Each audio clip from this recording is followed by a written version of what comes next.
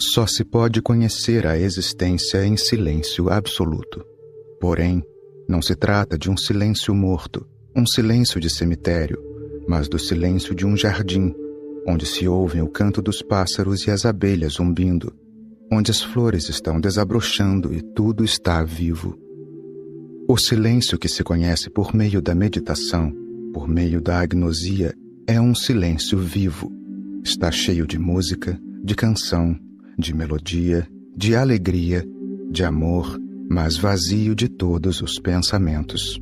Até o pensamento de amor, o pensamento de alegria, o pensamento de silêncio estão ausentes.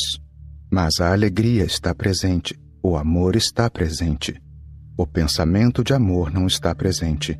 Na realidade, o pensamento de amor só está presente quando o amor está ausente. Você pensa na alegria apenas quando não está alegre. Quando está realmente alegre, você nunca pensa na alegria. A mente inventa substitutos. Como você não sente alegria, a mente lhe dá uma ideia de alegria. Como você não sabe o que é amor, a mente lhe dá 1000 definições de amor. Quando você conhece o amor, a mente não pode fazer nada e simplesmente para. O verdadeiro silêncio não está vazio, não é uma espécie de ausência de tudo. Pelo contrário, ele está pleno, cheio, abundantemente cheio, transbordante, mas de experiências reais, não de pensamentos. E essa é a revelação do segredo. Osho, Teológica Mística. 1. A verdadeira peregrinação ocorre dentro de você. Há uma história antiga. Um imperador estava se aproximando dos últimos dias da sua vida. Ele estava muito preocupado, mas não com sua morte. O que mais o preocupava eram os 3 filhos. Queria que um deles herdasse o trono, mas não conseguia se decidir por nenhum deles. Sabia que o melhor era dar poder a alguém que estivesse em paz consigo mesmo.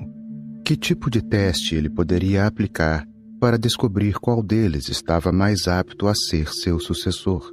Na vida, há coisas que se podem medir de fora, mas não existe nenhum método ou escala para se medir as coisas mais importantes da vida.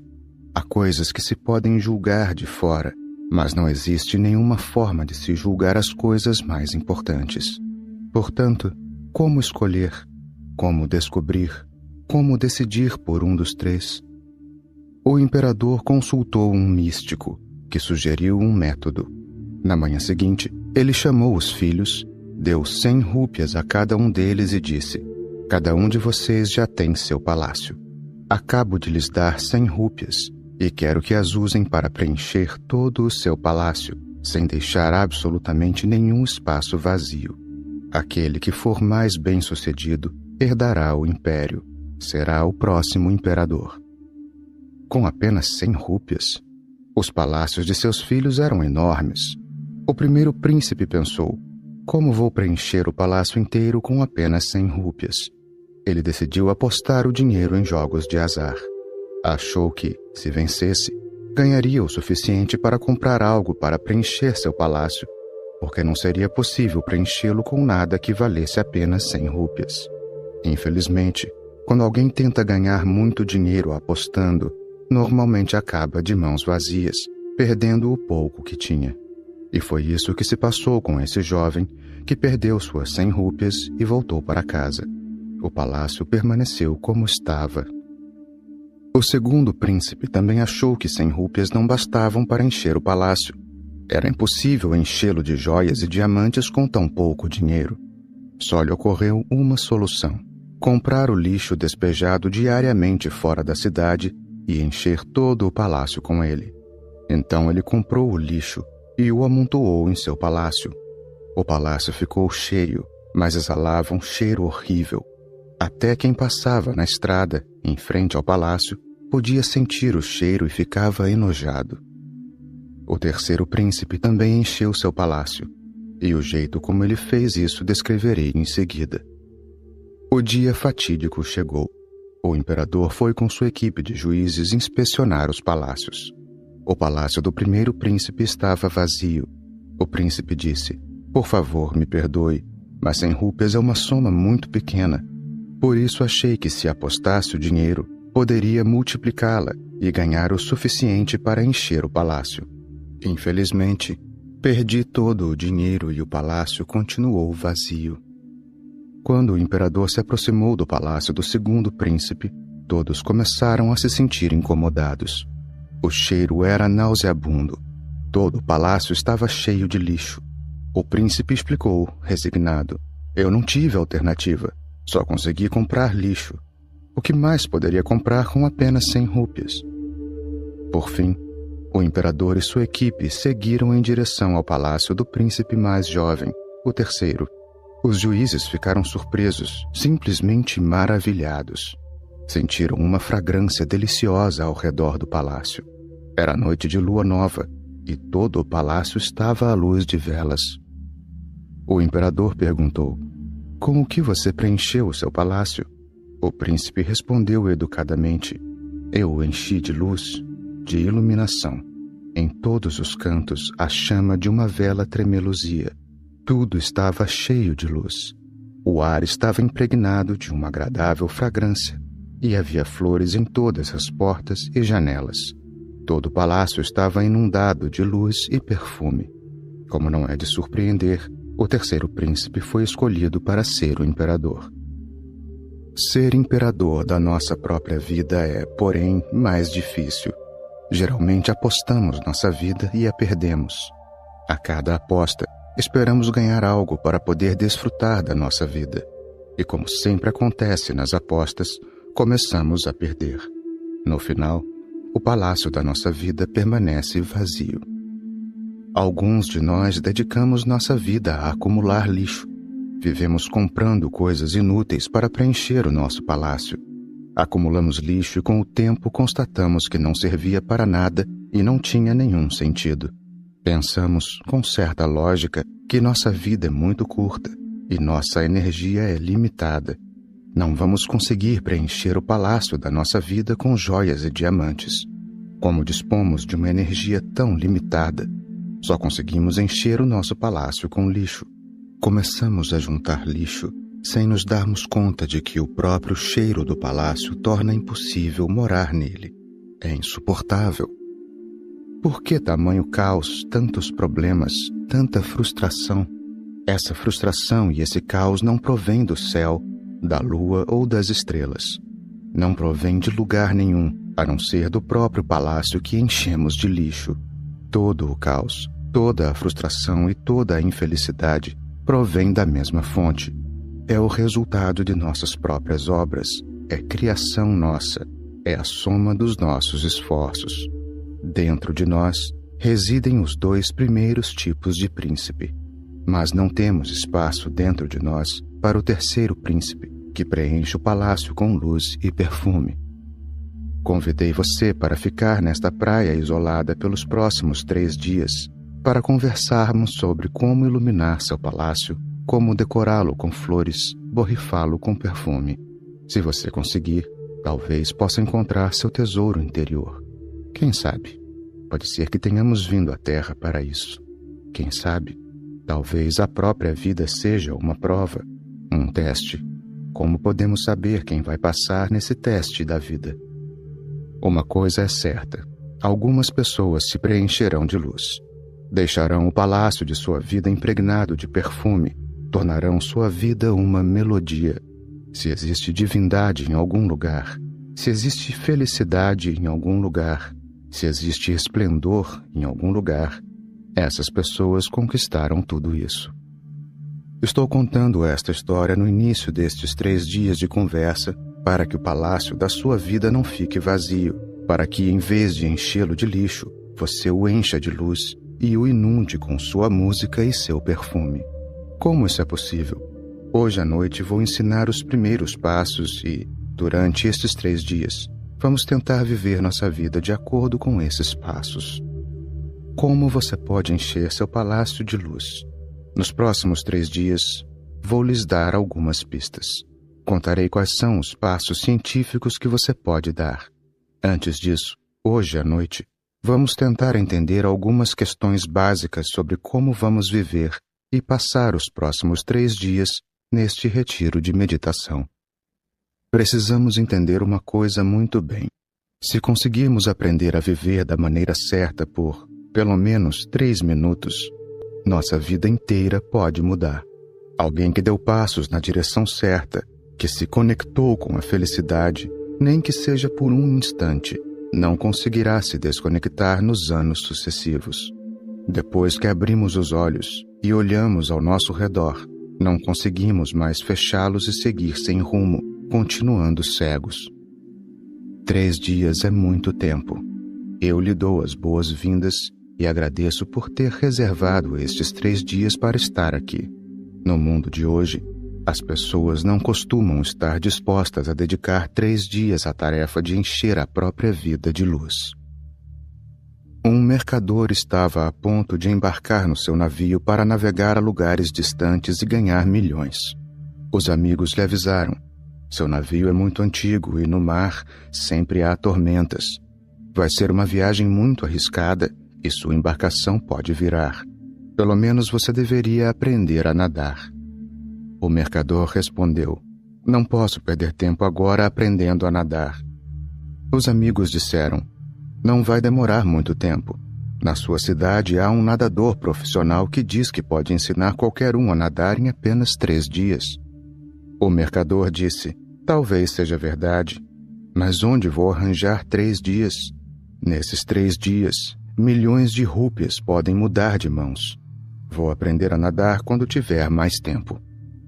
Os amigos insistiram: você vai viver em perigo constante, porque passa a maior parte do tempo em um navio. Pode ter um problema um dia desses e você nem sabe nadar. O mercador disse: não posso perder tempo com isso. Se sabem de algum truque que possa ajudar a me salvar, por favor me digam. Então os amigos o aconselharam: nesse caso, leve sempre 2 barris com você. Se for preciso, poderá flutuar com a ajuda deles. O mercador levou 2 barris vazios no navio com ele e os deixou perto da cama. Um dia, quando ninguém esperava, houve uma tempestade e o navio começou a afundar. O mercador gritou: onde estão os meus barris? Os outros marinheiros tinham certeza de que ele mesmo os encontraria, porque estavam ao lado da cama. Como sabiam nadar muito bem, os marinheiros saltaram no mar. O mercador encontrou seus barris, mas ao lado deles havia outros 2, cheios de moedas de ouro que ele havia guardado para levar com ele. Agora ele estava em um dilema. Deveria pegar os barris vazios ou os cheios? O navio estava afundando. O que ele ganharia se pulasse com os barris vazios? Por fim, decidiu saltar com os barris cheios. Já dá para imaginar o que aconteceu. O mercador não teve tempo de dedicar 3 dias a aprender a nadar. Eu me alegro que você possa dedicar 3 dias a este retiro. Aquele homem teve a oportunidade de saltar com os barris vazios, mas preferiu os cheios. Ele sempre preferia o que estivesse cheio, tinha se acostumado a isso ao longo da vida. Não estava disposto a ficar sem nada, nem por um único instante. Durante os próximos 3 dias, vou ensiná-lo a se agarrar a barris vazios. Eles podem ser úteis se você precisar atravessar um rio. Mas quando tem que atravessar o mar da vida, o mar da existência, é melhor que se esvazie. Quanto mais vazio você estiver por dentro, melhor poderá nadar no oceano da vida, no mar da existência. Infelizmente, continuamos fazendo de nós um grande lixão. Algumas pessoas se enchem de ouro, outras de terra, outras de seixos, algumas de joias e diamantes. Mas não faz diferença. Você pode encher o barril do que quiser, porque ele vai continuar afundando. O mercador não foi salvo pelos barris cheios de ouro. Enquanto afundava, ele deve ter dito a eles: meus pobres barris, enchi vocês de ouro, mesmo assim vocês não puderam me salvar. Não coloquei terra dentro de vocês, mesmo assim estão me fazendo afundar. Vocês estão cheios de ouro, mas mesmo assim estão afundando. Mas os barris não teriam dado a mínima, porque barris cheios só podem afundar. não podem flutuar. Não faz diferença o que você põe dentro deles. Não faz diferença o que acumulamos dentro de nós.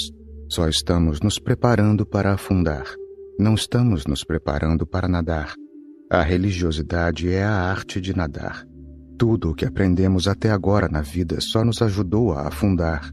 Então, como poderemos conduzir o barco da nossa vida até essa costa desconhecida? Essa costa que chamamos o divino, que chamamos a divindade, que chamamos a verdade. Como? Vamos recapitular alguns passos preliminares. As pessoas vivem me perguntando: de que se trata esse retiro de meditação? Ontem mesmo, quando vinha para cá, alguém me perguntou sobre o que é esse retiro de meditação. O que significa satsang?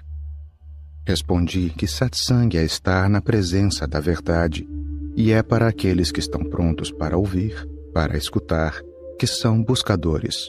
Este retiro de meditação é para aqueles que querem praticar, que são buscadores, que não querem só ouvir, mas estão interessados em fazer alguma coisa. Pessoas que vieram aqui só para ouvir estão no lugar errado. Visitei as suas cidades e você já pode ter me ouvido falar lá. Se eu convidei para vir a este lugar distante, é porque aqui vamos fazer algo mais. Nesta solitude que existe aqui, podem realizar alguma coisa. Nos próximos 3 dias, não coloque muita ênfase no ouvir. Deixe claro para si mesmo que, durante os próximos 3 dias, você vai praticar. Ainda que você conheça muitas palavras, o simples ato de ouvi-las ou conhecê-las não vai provocar uma revolução ou transformação na sua vida. Em um certo sentido, também é bom saber algumas palavras inúteis, para que você não pense equivocadamente que conseguiu algo apenas pelo fato de escutá-las. Quando você ouve algo de valor, é muito fácil cair na ilusão de que conseguiu alguma coisa, que alcançou algo importante. Mas não podemos alcançar nada apenas ouvindo. Para começo de conversa, há uma coisa que todo buscador tem que entender. Ele precisa fazer alguma coisa, tem que ser alguma coisa. Tem que transformar seu modo de viver, tem que modificar seu estilo de vida. Se ele conseguir causar uma revolução dentro do seu ser, algo pode acontecer. Caso contrário, nada pode acontecer. Não adianta nada ser um simples ouvinte. Ouvir é um entretenimento. Algumas pessoas são felizes ouvindo música e outras são felizes ouvindo a verdade, ouvindo falar sobre a existência. Mas isso também não passa de um entretenimento. É uma maneira de se esquecer um pouco de si mesmo. Para transformar a sua vida, você tem que realmente fazer alguma coisa. Tudo o que eu lhe disser nos próximos 3 dias será para que uma transformação real possa acontecer dentro de você. Isso pode provocar uma mudança essencial. Por conta própria, eu não posso provocar essa transformação. Preciso da sua total cooperação. Só assim posso garantir que ela ocorrerá com certeza. A primeira questão é: este retiro de meditação é uma oportunidade para você transformar o seu ser. Ele pode de fato revolucionar, reconstruir, recriar a sua vida. Esta é uma oportunidade não só para escutar, pensar, contemplar, raciocinar. É também uma ótima ocasião para dar uma nova forma à sua vida, uma nova dimensão, para ter uma nova vida. Se essa questão ficar bem clara, durante os próximos 3 dias, você vai parar de comentar com os demais o que está sendo dito aqui. Por favor, peço que não reflita, não desperdice tempo contemplando o que eu digo. Peço que não converse com outras pessoas sobre o que está sendo dito aqui. Só vivencie o que estou dizendo. 3 dias é um período muito curto. E não ajuda em nada a perder tempo pensando ou discutindo. Você terá que realizar alguns experimentos, pois o que estou dizendo só pode ficar claro por meio da experimentação. Você só vai entender, só vai captar o significado se experimentar. Se conseguir dar pelo menos um passo na direção do que estou dizendo, o significado ficará muito mais claro para você. Mas se você continuar apenas pensando, contemplando ou discutindo a respeito, nada ficará claro para você. Não só não ficará claro, como você também não vai ganhar nada com isso. Só vai perder o pouco que já tinha entendido. Na vida, há certas coisas que só pode ver e entender conhecendo-as. Se eu tentar explicar o significado da luz para um cego, ele não vai entender. Mas se a visão dele for curada, ele entenderá tudo sobre a luz sem precisar de explicação. Sua situação atual é semelhante à de um cego. Ainda que se possa fazer algo para abrir seus olhos, não é possível explicar o que é a luz. Como seus olhos podem ser abertos? Quais são os passos iniciais? Primeiro é preciso entender algo muito bem. Nós nos reunimos aqui para fazer algo, não apenas para ouvir ou pensar a respeito. Você só vai poder apreciar o que estou dizendo quando entender que é preciso fazer alguma coisa para desobstruir o caminho. A sua casa está pegando fogo. Se eu disser às pessoas que a casa delas está em chamas e elas começarem a pensar no que eu disse, no significado e no propósito do que eu disse, será muito difícil que apaguem o fogo. Quando lhe digo que sua casa está pegando fogo, não estou pregando nada a você, nem discutindo uma proposição filosófica. Só estou dizendo que você precisa sair o quanto antes da sua casa. Estou pedindo que você tome algumas medidas urgentes e criativas para sair da sua casa. Sua casa está pegando fogo não é uma doutrina, nem uma disputa, nem uma controvérsia, nem uma conclusão filosófica. É apenas um aviso. É um aviso para aqueles que podem ter uma iniciativa e sair da casa. Tudo o que eu disser nos próximos 3 dias é para desencadear algo dentro de você. É fundamental que você se lembre disso. Você precisa entender que minhas palavras são para ajudá-lo a dar um passo ativo em direção ao que estou dizendo. É um convite. Minhas declarações não são apenas para que você as ouça, entenda ou filosofe depois. É uma nova compreensão da prática de meditação. É a essência da disciplina meditativa. A segunda questão. Nada vai ocorrer simplesmente porque estamos reunidos neste retiro de meditação, neste lugar isolado. Tudo depende do nosso propósito. Por que estamos reunidos aqui? Qual é o nosso estado interior? Como nos sentimos? Muitos amigos se reuniram aqui. Alguns conseguirão aproveitar esta preciosa oportunidade e outros podem desperdiçá-la. Estamos acostumados a viver nossa vida futilmente. Durante estes 3 dias, por favor, deixe esse costume de lado. Na sua casa, você é um tipo de pessoa. Pelo menos nestes 3 dias, deixe de ser esta pessoa. Nossos hábitos são muito mecânicos. Ao acordar pela manhã, você sempre procura o jornal. Se aqui você acordar de manhã e também procurar o jornal, eu diria que você não chegou aqui. Você ainda está no mesmo lugar que estava antes, porque continua fazendo as mesmas coisas. Está querendo trazer sua casa para cá, querendo levar o mesmo tipo de vida que leva na sua casa, seguir o mesmo estilo de vida que seguia lá. Está tentando repetir sua rotina diária, mas essa rotina é mecânica. Todos os seus hábitos são mecânicos, seguem um padrão. Você tem que se libertar desse padrão. Nestes 3 dias, tente viver como uma nova pessoa, sem perder de vista seu ser interior. Procure não criar a mesma estrutura, o mesmo padrão que você tem em casa. Se continuar seguindo o mesmo padrão, isso significa que você, na realidade, ainda está em casa, e sua vinda para cá foi total perda de tempo. Se estivesse na sua casa, não teria problema. Lá não importaria se você continuasse tendo os mesmos hábitos de sempre. Lembre-se, uma pessoa que está tão presa à sua rotina diária que não consegue prescindir dela nem por um tempinho, nunca poderá passar por uma revolução espiritual em sua vida. Essa pessoa vive enclausurada e protegida e não tem coragem de sair. Nem sequer está pronta para tentar. É como uma árvore encerrada em uma semente e que não está pronta para romper a casca. Essa semente nunca poderá brotar, nunca poderá alcançar o céu, nunca poderá florescer. Todos estamos aprisionados ao cárcere dos nossos hábitos. A primeira coisa que temos de lembrar neste retiro de meditação é que precisamos começar a romper essas limitações.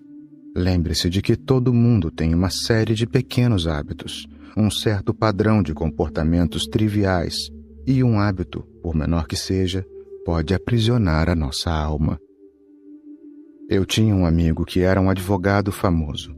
Ele tinha o costume de brincar com o botão do paletó, principalmente quando tinha que falar no tribunal ou refletir profundamente sobre alguma questão importante. Quando fazia isso, era como se algo fosse liberado em sua mente e os pensamentos começavam a fluir com mais liberdade. Em uma certa ocasião, ele tinha um caso tão simples no tribunal que parecia quase impossível perdê-lo. Mas o advogado adversário havia reparado que ele tinha o costume de brincar com o botão do paletó quando estava diante de um problema. Ele conseguiu subornar o motorista do advogado para que ele arrancasse o botão do paletó. O advogado chegou ao tribunal com o casaco sobre o ombro, vestiu-o e começou a defender o caso.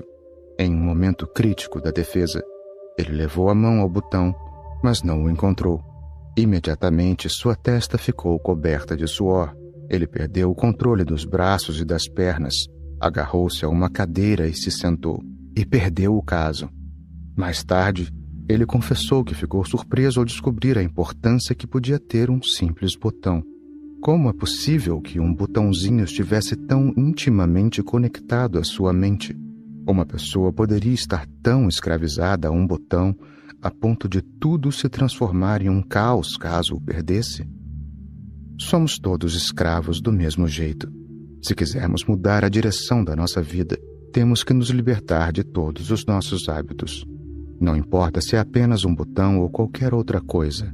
Peço, por favor, que durante estes 3 dias, faça um esforço consciente nesse sentido. Tome cuidado para não recair nos mesmos padrões. Enquanto você estiver aqui, não precisa ler o jornal, nem ouvir rádio, nem matar o tempo com conversas inúteis. Durante estes 3 dias, dê um descanso aos seus hábitos. Se algum casal veio para cá juntos, não há por que mostrar seu parentesco aos demais. As emoções que o prendem em casa devem ser deixadas de lado durante estes 3 dias.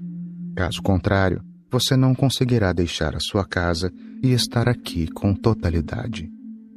É muito fácil ir a uma peregrinação em algum lugar, mas a verdadeira peregrinação ocorre dentro de você. Este retiro de meditação não está acontecendo em Nargol. Se fosse assim, você já teria chegado. Este é um retiro que acontece dentro de você. A peregrinação só ocorre se você se encontrar em um estado de alerta permanente. As ferrovias podem levá-lo a qualquer lugar.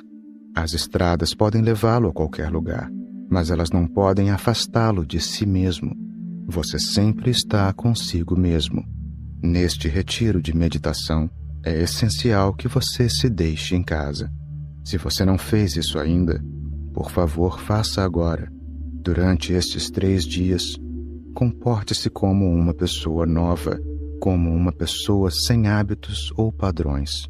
Procure ficar mais consciente dos seus próprios costumes, dos padrões que já estão enraizados na sua mente. Nós estamos acostumados a falar constantemente durante o dia inteiro. Falamos sem parar. Nunca nos ocorre ficarmos em silêncio. Não nos damos conta de que as pessoas que não param de falar não podem encontrar a verdade suprema. Só pode se aproximar da verdade suprema quem conhece o silêncio. Ninguém nunca levou outra pessoa à verdade, nem pode ser levado à verdade suprema, se não souber o que é silêncio. Passamos as 24 horas por dia distraídos com conversas. Quando temos oportunidade de ficar em silêncio por um instante, o próprio silêncio nos oprime, nos sentimos incomodados e buscamos alguma forma de passar o tempo. Peço que experimente o silêncio durante 3 dias. Fique em silêncio tanto quanto puder. Fale o mínimo possível Seja telegráfico, como se tivesse que pagar cada vez que pronuncia uma palavra. Quando você envia um telegrama, não usa frases longas. Simplesmente elimina as palavras supérfluas e só usa 8 ou 10. Elimina toda palavra desnecessária que não seja imprescindível. Um telegrama de 8 palavras pode ser mais eficaz do que uma carta de 8.000. Quando só se usam as palavras necessárias, elas se tornam mais concentradas e cheias de significado. Ficam mais intensas e adquirem mais poder. Quando mais palavras são usadas, seu impacto e a precisão do seu significado se reduzem. Com uma lupa, é possível concentrar os raios do sol e produzir fogo. Mas os raios solares não podem acender um fogo se estiverem espalhados por uma área maior. Quando você aprender a arte do silêncio, suas palavras vão adquirir uma energia mágica. Uma única palavra pode produzir a energia, a capacidade para produzir fogo. No entanto, continuamos falando sem parar sobre qualquer assunto 24 horas por dia. Falamos de coisas sem importância, inúteis, que não acrescentam nada a ninguém. Mas continuamos falando.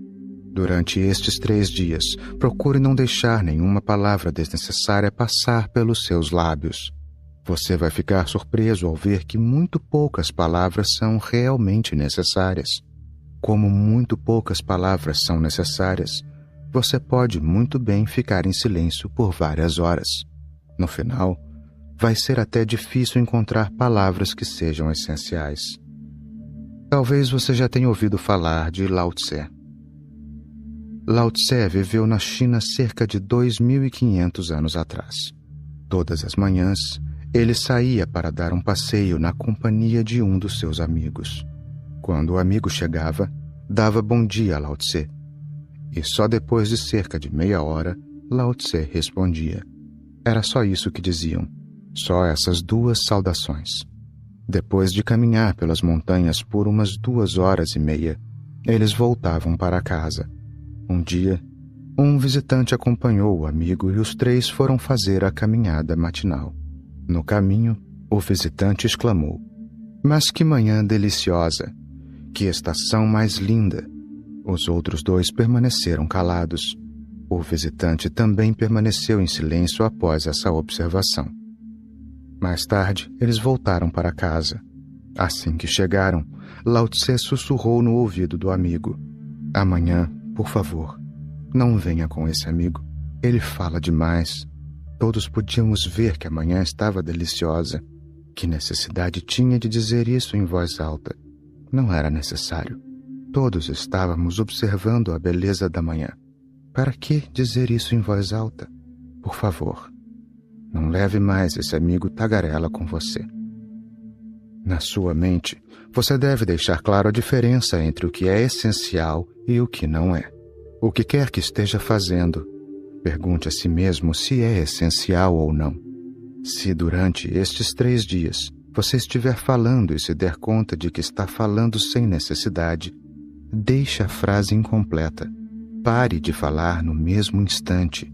Desculpe-se pelo erro que cometeu de falar desnecessariamente por puro hábito. Durante estes 3 dias, procure ficar em silêncio. Vá até esta praia misteriosa e sente-se em silêncio. As árvores por aqui são maravilhosas. Sente-se perto delas. Não fale, nem com sua mulher, nem com um amigo. Em vez disso, converse com as árvores e com o mar. Neste retiro, você está totalmente sozinho. Lembre-se desta terceira questão, a sensação de solitude. Estou sozinho aqui. Não há 600 pessoas ao meu redor.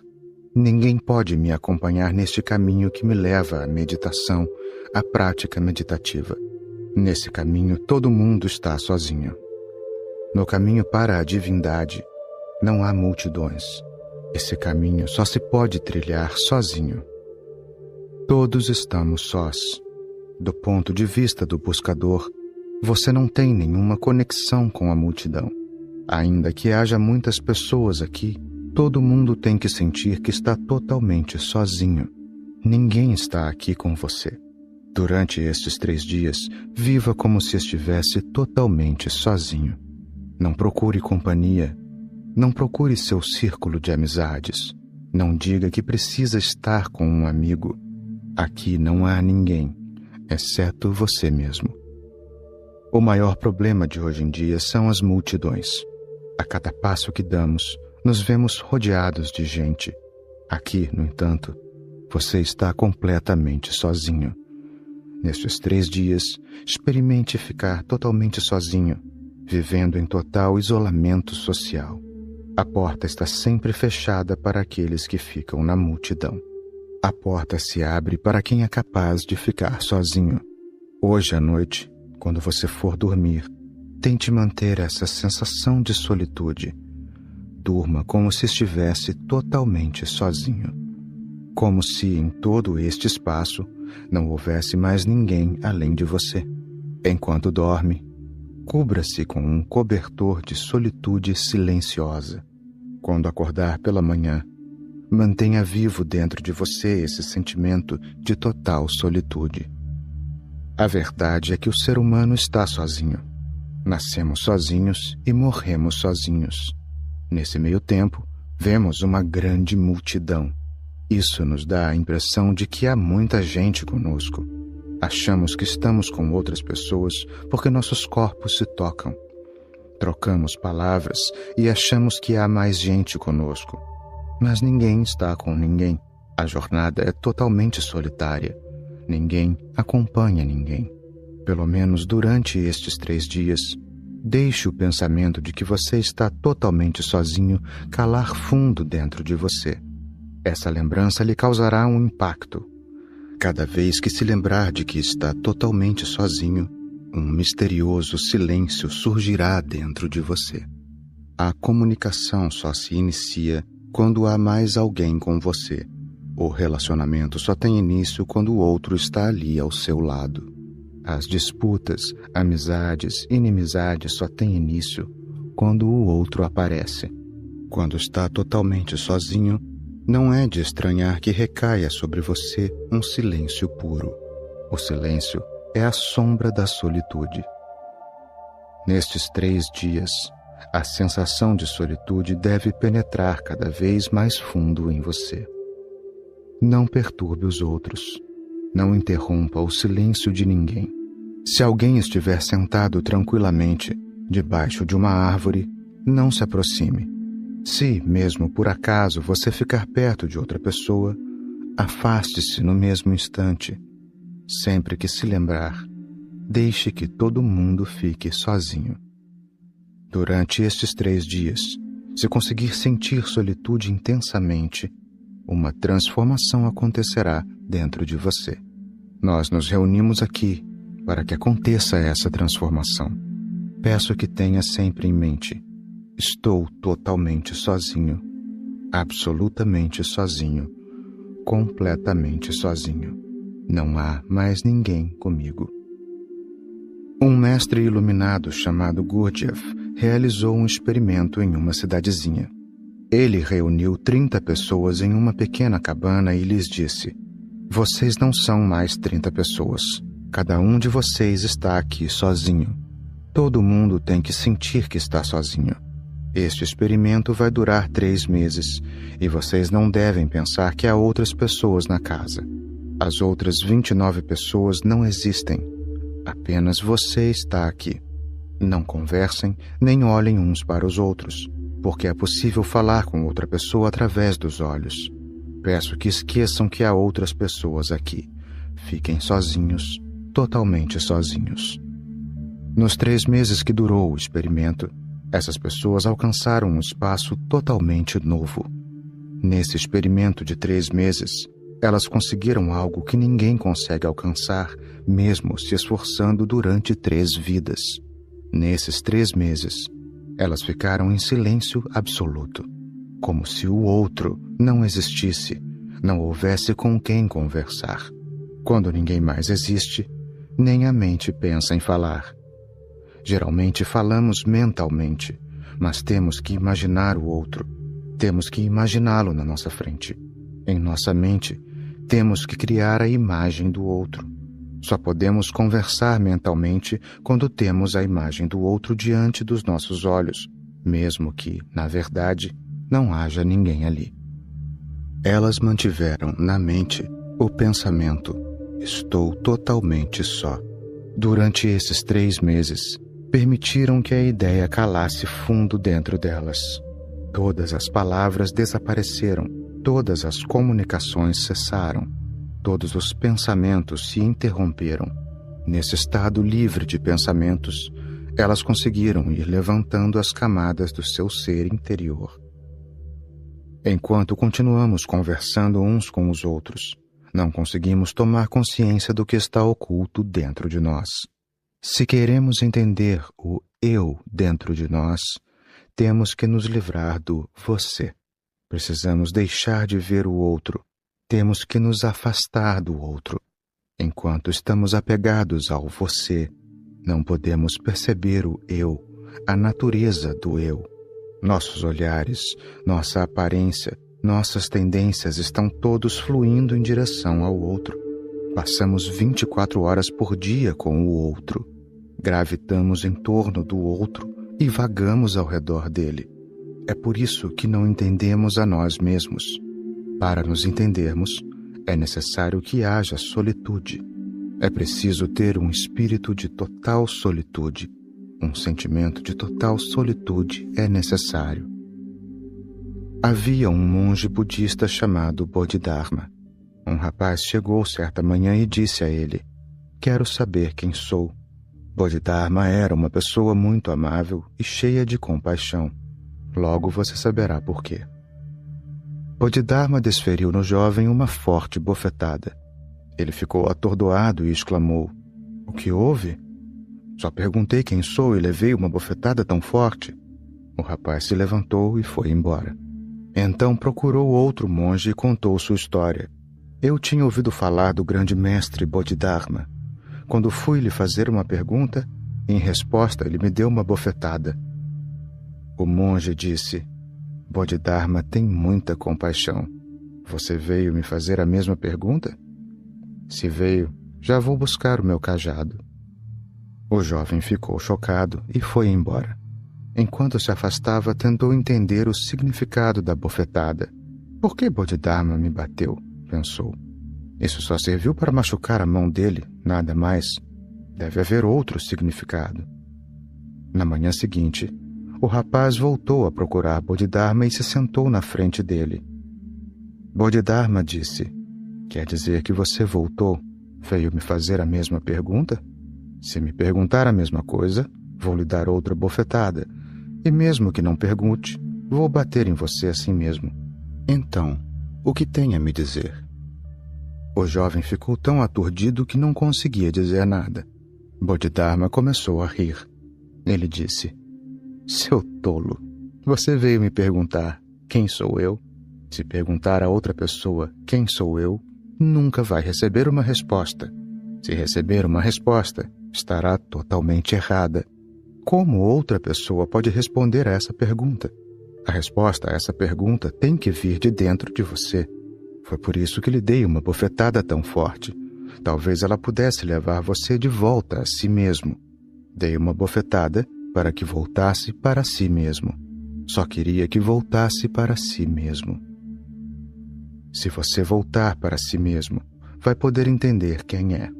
Entender quem você é significa entender a verdade.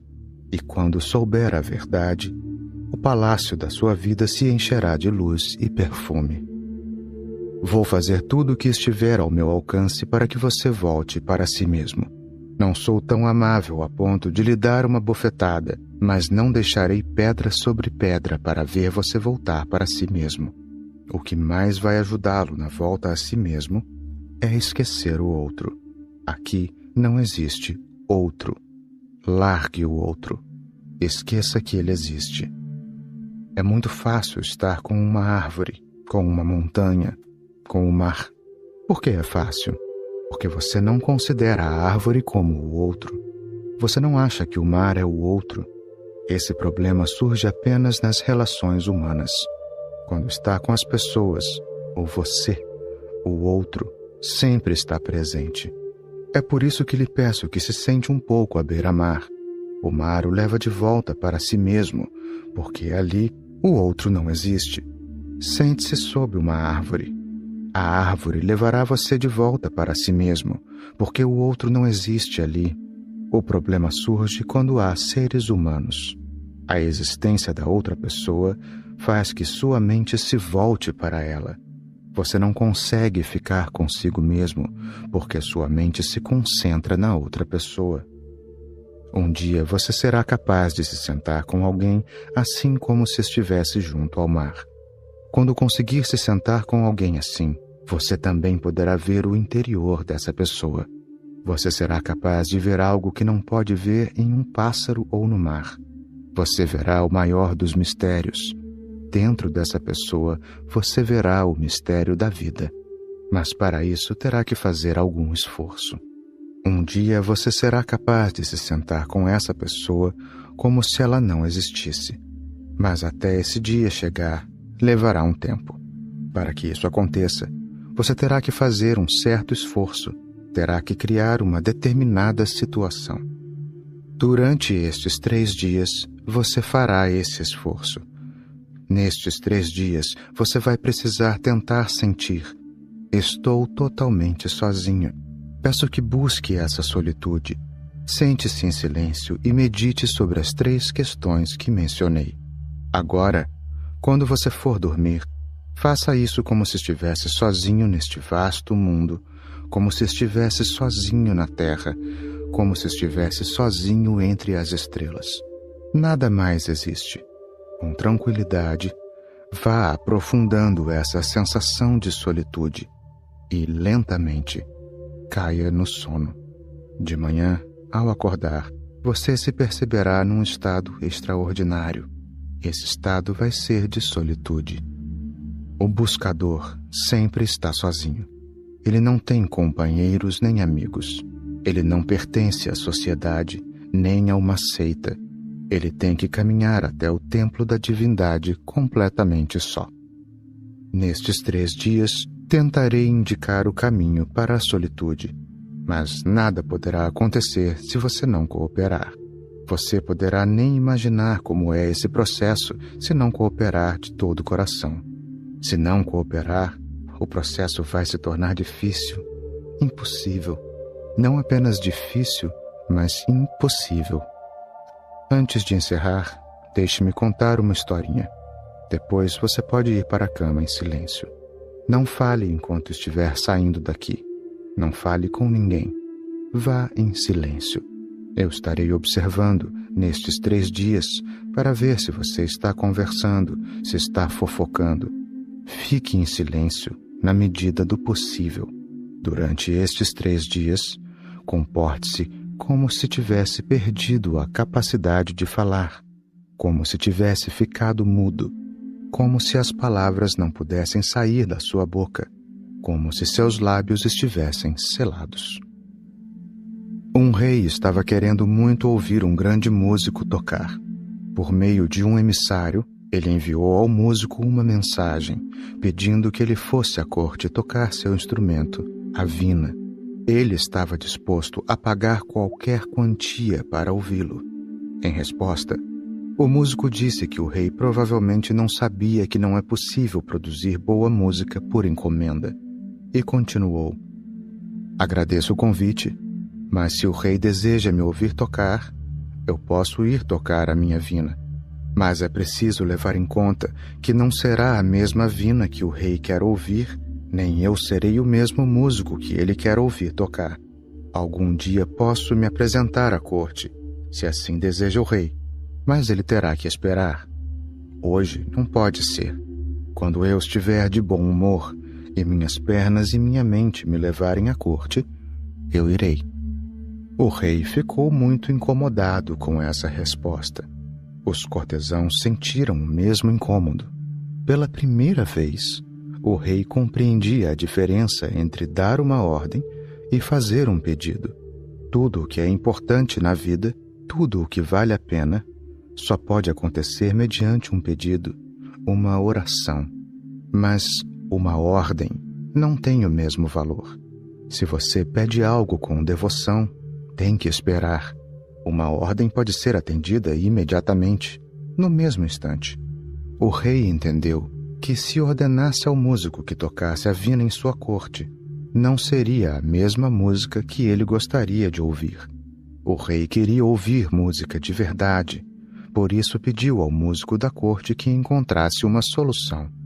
O músico da corte disse: existe uma saída. Se o músico não pode vir à corte, podemos ir à casa dele.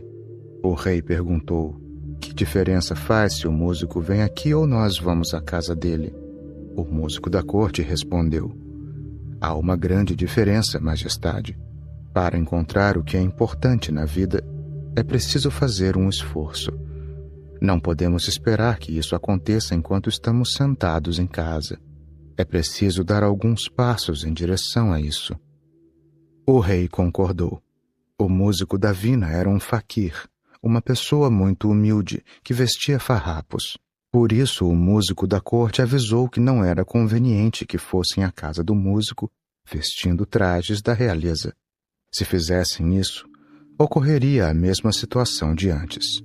Então ele sugeriu que o rei usasse roupas comuns. O rei perguntou: qual é o problema destas roupas?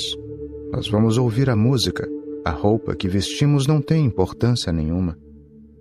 O músico da corte argumentou: as roupas fazem muita diferença. Com as roupas da realeza, Sua Majestade continuará sendo rei aonde quer que vá, e ele não poderá tocar a música que queremos ouvir. Quando quer que a vida lhe conceda algo de valor, é preciso que se aproxime dela como um mendigo, não como um rei. É preciso que chegue com as mãos estendidas em uma súplica, mas se for com as roupas reais, não poderá implorar. Estas roupas são adequadas para se sentar no trono, mas não para se sentar no chão, diante de um humilde músico.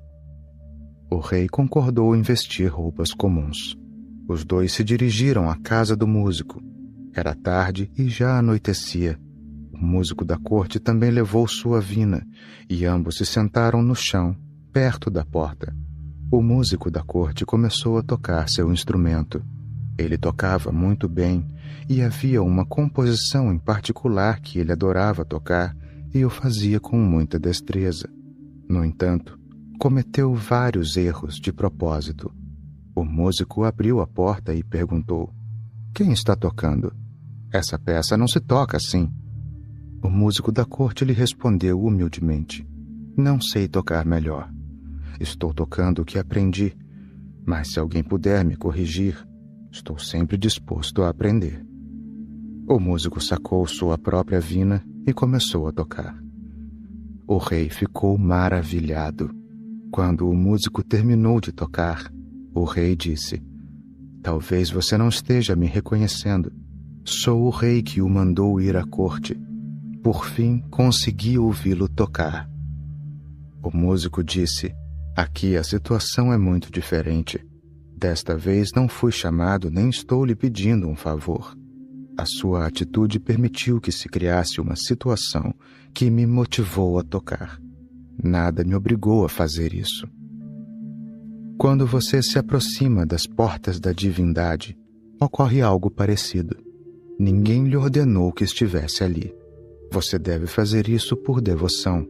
Não pode entrar vestido como um rei. Tem que ir como um mendigo. Tem que entrar com total modéstia, com as mãos estendidas. Não pode ir com uma postura autoritária. Tem que ir com grande humildade, como um pobre de espírito, como dizia Jesus. Você tem que ir como os mansos. Tem que ficar diante das portas da divindade como um mendigo desamparado, humilde e faminto. Tem que começar a rezar com as palavras que lhe ocorrerem, da maneira que puder. Tem que começar a tocar sua vina no seu estilo particular, da maneira que souber, e as portas do grande músico vão se abrir. O músico vai se aproximar e sacar seu próprio instrumento. Nossa peregrinação deve continuar até chegar a esse ponto. Precisamos nos preparar para essa peregrinação. 2. O conhecimento é uma ilusão. Já era madrugada e Sócrates ainda não tinha voltado para casa.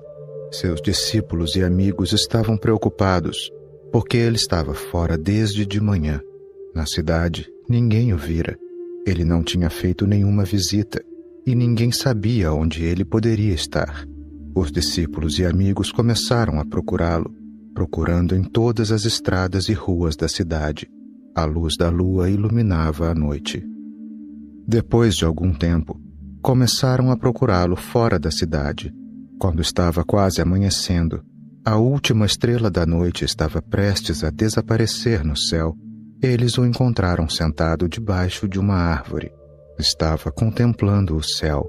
Estava quase congelado de frio, na noite gélida, e parecia mais uma estátua. Os amigos o sacudiram, mas ele estava em outro mundo, em outro lugar, em outra dimensão, talvez perto daquelas estrelas que ele contemplara a noite toda. Ele baixou os olhos e se mexeu. Quando reconheceu os amigos, perguntou: "Quanto tempo se passou?" Os amigos responderam: "Já se passou a noite inteira e está quase amanhecendo. Você está fora desde ontem de manhã. Onde você estava?" Sócrates disse: "Eu estava aqui. Vim contemplar o amanhecer. A tarde passou. Ao anoitecer, vi o pôr do sol. Acompanhei o sol ao longo do dia. E então a noite caiu. A lua surgiu no céu. As estrelas começaram a brilhar e me senti transportado. Fiquei perdido entre as estrelas. Não me dei conta de quanto tempo se passou." Os amigos perguntaram: "O que há de tão especial na lua e nas estrelas? O que o fascinou tanto no sol que você nem se deu conta de todas essas horas que se passaram?" Sócrates respondeu: "Isso o surpreende? Pois eu é que deveria ficar surpreso. Como podem ver a lua, as estrelas, o sol, e não ficarem maravilhados? Como podem não cair no silêncio do assombro que provocam? Como não se sentir atraído por eles? Não se sentir tentado a cantar com eles, a participar da sua música? Para vocês, eles carecem de algo? Sou eu quem deveria perguntar. Vocês não deveriam dizer: o que a lua e as estrelas têm que nem se percebe que a noite inteira se passou? Bem-aventurados são aqueles que buscam a lua e as estrelas, as árvores, os mares, as montanhas, os olhos de uma pessoa e encontram algo ali. Quem sabe eles sejam os únicos que têm olhos para ver e o restante é simplesmente cego. Nós também somos cegos. Também não podemos ver nada. Como essa cegueira aconteceu? Para entender como podemos nos curar, é importante saber certas coisas sobre isso. Se uma pessoa carrega dentro dela essa cegueira básica com relação à vida, vai ser difícil para ela praticar a meditação. Se não somos capazes de ver uma flor, como vamos ver a divindade? Se não somos capazes de ouvir o rugido do mar, como vamos ouvir a voz do divino? Se não somos capazes de ver a lua e as estrelas, como podemos nos abrirmos para essa luz que é o próprio espírito da vida? Não vemos nada. Passamos a vida praticamente dormindo. Os dias vão passando e temos os olhos fechados. As vibrações da vida, desde o nosso nascimento até a nossa morte, não vão tocar o nosso ser. Nada haverá de despertar nossa sensibilidade e nada será capaz de nos impressionar. A experiência do mistério da vida é o maior interesse da religião. Toda a nossa vida é cheia de mistério, desde um pequeno seixo até o sol no firmamento, desde uma pequenina semente até as árvores que tocam o céu. Tudo o que existe é um mistério. Mas nós não somos capazes de ver esse mistério, porque para isso precisamos adquirir antes uma capacidade que ainda não temos. Precisamos ser receptivos. Precisamos ter o coração aberto. Talvez as portas do nosso coração não estejam abertas, talvez ainda estejam fechadas. Talvez estejamos numa prisão e tenhamos as portas e janelas fechadas. Não é nenhuma surpresa que nossa vida esteja cheia de desespero e escuridão. Estamos em um ambiente sórdido e contaminado. As preocupações e tensões tomaram posse de nós. Isso é completamente natural. Era inevitável. Como essa insensibilidade passou a fazer parte da nossa vida? E, apesar de tudo, perguntamos: Deus existe? Perguntamos ainda: a alma é imortal? Continuamos fazendo todas essas perguntas, esquecendo-nos da pergunta principal. Temos olhos para ver o mistério da vida? A cada dia que passa, o ser humano perde um pouco mais a capacidade de ver o mistério da vida. Quanto mais instruídos somos, menor nossa capacidade de ver o mistério da vida. Quanto mais cultos nos tornamos, quanto mais se expandem os limites do nosso conhecimento, mais viramos as costas e nos afastamos do milagre, do mistério insondável da vida, do enigma indecifrável da vida. Chegamos à conclusão de que sabemos mais ou menos tudo graças ao nosso conhecimento, ao entendimento que adquirimos, e de que podemos aprender também o que ainda não sabemos. Não há nada que não possamos saber na vida. Tudo se pode aprender. Isso contradiz totalmente a realidade. Tudo o que existe na vida é insondável.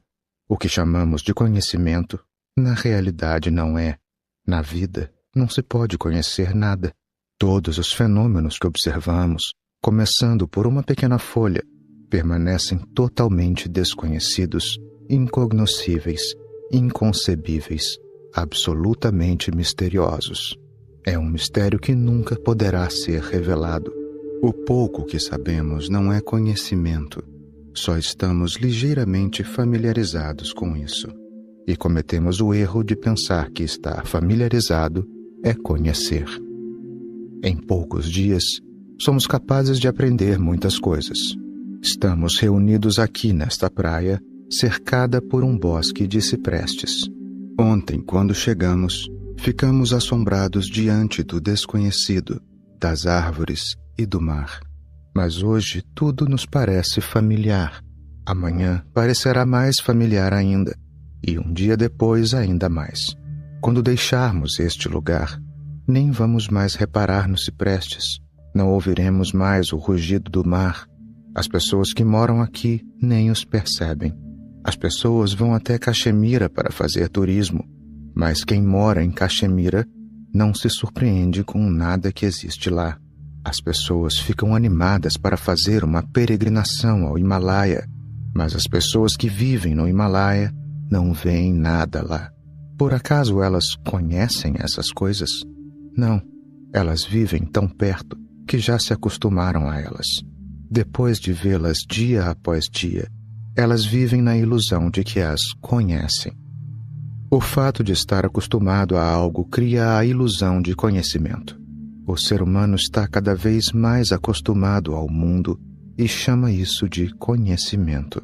Essa ilusão de conhecimento, essa atitude com relação ao conhecimento, é o que mata o assombro que provoca a vida. O buscador tem que destruir essa ilusão de conhecimento para desenvolver um espírito de assombro. Você consegue se sentar sob essas árvores como se estivesse entrando em um mundo misterioso pela primeira vez? Você consegue ouvir o rugido do mar como se fosse a primeira vez? O primeiro homem que pisou na terra a viu assim. Você consegue ver a terra da mesma forma? O primeiro homem que pisou na lua olhou em volta assombrado, maravilhado. Ele ficou ali em silêncio. Tudo parecia desconhecido, nada familiar. Você consegue viver aqui na Terra com o mesmo espírito? Se consegue, você subiu o primeiro degrau da escada da meditação. Peço a você que mantenha esse mesmo espírito durante estes 3 dias, como se seu barco estivesse encalhado na costa de Nargol e você tivesse desembarcado num lugar onde tudo é desconhecido. Até a noite, as árvores, a praia, o céu, tudo é desconhecido para você. Na verdade, quando nascemos, não sabemos absolutamente nada. Onde quer que tenhamos nascido, ao nascer somos inocentes, verdadeiros estranhos. O nascimento nos traz uma situação desconhecida e, ao morrer, partimos sem saber nada. Antes de partirmos desta vida, sabemos algo? No momento da morte, nossa consciência está no mesmo ponto que estava ao nascer. Não conquistamos nenhum conhecimento ao longo da vida. Entre o nascimento e a morte, criamos a ilusão de conhecimento. Mas essa ilusão surge porque as coisas nos parecem familiares. O pai acredita que conhece o filho, a esposa acredita que conhece o marido, o amigo acredita que conhece seu amigo, mas ninguém conhece ninguém. Temos que apreender esse sentimento de ser um estranho. Temos de nos dar conta desse desconhecimento. Precisamos reconhecê-lo. Temos que tomar consciência disso. Não sei absolutamente nada. É algo que deve se tornar parte da sua meditação. Deve ser a parte central do seu pensamento, da sua contemplação e da sua meditação. Você pode fazer isso? Pode se você for um pouco mais corajoso e deixar de lado seu ego, que foi criado pelo seu suposto conhecimento. A raiz mais profunda do ego do ser humano é a sensação de saber. Se você perguntar a alguém se Deus existe, a pessoa responderá: sim, Deus existe, ou não, Deus não existe. Em ambos os casos, ela estará dizendo que sabe a resposta. Dificilmente você encontrará alguém que ficará em silêncio por um tempo e dirá: não sei. Espero que você tenha coragem de dizer: não sei. Pergunte a si mesmo se sabe alguma coisa. Por favor, faça essa pergunta a si mesmo com seriedade. Pergunte: o que eu realmente sei? Você não se conhece. Se não conhece a si mesmo, conhecer qualquer outra coisa é algo fora de questão. Se eu não sei nem quem sou, então o que mais posso saber? Se não estou familiarizado nem com aquilo que está mais perto de mim, o que está dentro de mim me é desconhecido. Então, como posso conhecer ou ter conhecimento de algo que está além de mim mesmo? Você conhece a si mesmo? Talvez você nunca tenha feito essa pergunta. Encaramos algumas coisas como fatos consumados. Por exemplo, pensamos que nos conhecemos e passamos a viver como se isso fosse verdade. Nós nunca nos fizemos essa pergunta. Mas como você pode avançar se não fez a si mesmo essa pergunta básica? Todo mundo devia fazer esta pergunta elementar. Eu me conheço? Quem sou eu? O que sou? De onde vim? Para onde vou? Essas 4 perguntas básicas não têm resposta, mas achamos que nos conhecemos. Eram 3 horas da manhã e Schopenhauer estava num pequeno parque. Ainda estava escuro. O guarda do parque ficou preocupado ao ver que havia alguém no parque àquela hora da noite. Ele ergueu a lanterna, pegou sua bolsa e entrou no jardim. Schopenhauer estava caminhando e falando consigo mesmo e com as árvores. O guarda começou a se perguntar se um lunático haveria entrado no parque. O homem estava falando sozinho. À distância, ele gritou: quem está aí? De onde veio? Por que veio? O que você quer? Schopenhauer riu às gargalhadas e disse: por que você faz essas perguntas que ninguém conseguiu responder até hoje? Quem é você? Me pergunta. Passei quase a vida toda fazendo essa mesma pergunta e ainda não encontrei resposta. Você pergunta: de onde veio? Até hoje, ninguém foi capaz de dizer de onde veio. É impossível saber. Você pergunta: por que você veio? Eu não sei por que vim. O guarda deve ter pensado que o homem estava louco, porque não sabia responder a nenhuma das suas perguntas. Mas quem estava mais louco? Schopenhauer ou o guarda? Quem era louco? Se você tem a falsa crença de que sabe, é possível que esteja louco. Mas não saber é o mais comum entre os seres humanos. É a condição humana. Não se trata de loucura. Para que não pensemos que estamos loucos, a sociedade criou um método para que possamos descobrir ou saber quem somos. Ela criou táticas para nos fazer crer que nos conhecemos. Nós nos damos nomes, criamos comunidades, criamos religiões, criamos nações, tudo isso para saber quem somos. Eu tenho um nome, uma comunidade, uma religião, uma nação, pai e mãe. E as outras pessoas também têm um nome, uma tradição familiar. Nós criamos uma estrutura pela qual podemos descobrir quem somos. Todo esse sistema é absurdo, imaginário, inventado, porque o que significa um nome? O que é uma casta? O que é uma religião? Existe um país, mas a quem pertence? Desenhamos linhas imaginárias na Terra que separam a Índia da China, a Rússia dos Estados Unidos. Mas todas essas demarcações são falsas. Elas não existem fisicamente na Terra. Quando digo sou de um lugar que se estende até lá, traço fronteiras nacionais em torno da minha pessoa e lhes dou nomes ou rótulos falsos. Fulano é Rama, Cicrano é Krishna, Beltrano é outra coisa. Todos esses nomes são falsos. Ao nascer, o ser humano não tem nome. Também associamos ao ser humano uma casta, mas é algo totalmente falso. O ser humano não nasce em nenhuma casta. Ela é imposta ao nascer. Associamos os nomes de nossos pais ao nosso. Nossos pais também não têm nome, assim como os pais deles. Esse falso conhecimento, que se instalou em algum recôndito do nosso ser, nos faz acreditar que nos conhecemos. Vivemos com essa ilusão, mas na realidade estamos nos destruindo. O buscador tem que sair dessa ilusão, tem que iluminar esse canto escuro dentro de si. Precisa entender claramente que ele não tem nenhum nome, não pertence a nenhum país. Não pode se apresentar como fulano ou cicrano, sua entidade desconhecida, assim como esta brisa que não tem nome, como estas árvores que não têm nome, como estas estrelas no céu que não têm nome, como estas ondas do mar que não têm nome. Tudo isso é desconhecido, não é familiar. Da mesma maneira, as ondas da vida do ser humano também não têm nome. São desconhecidas, não são familiares. E não é só isso. O ser humano inventou uma estrutura para representar seu eu interior. Se você perguntar a alguém, quem está dentro de você? A pessoa vai imediatamente dizer, dentro de mim há uma alma, e essa alma é imortal. Eu tenho uma vida anterior e esta vida atual é consequência de um karma anterior. Depois desta vida haverá outra. O céu e o inferno existem.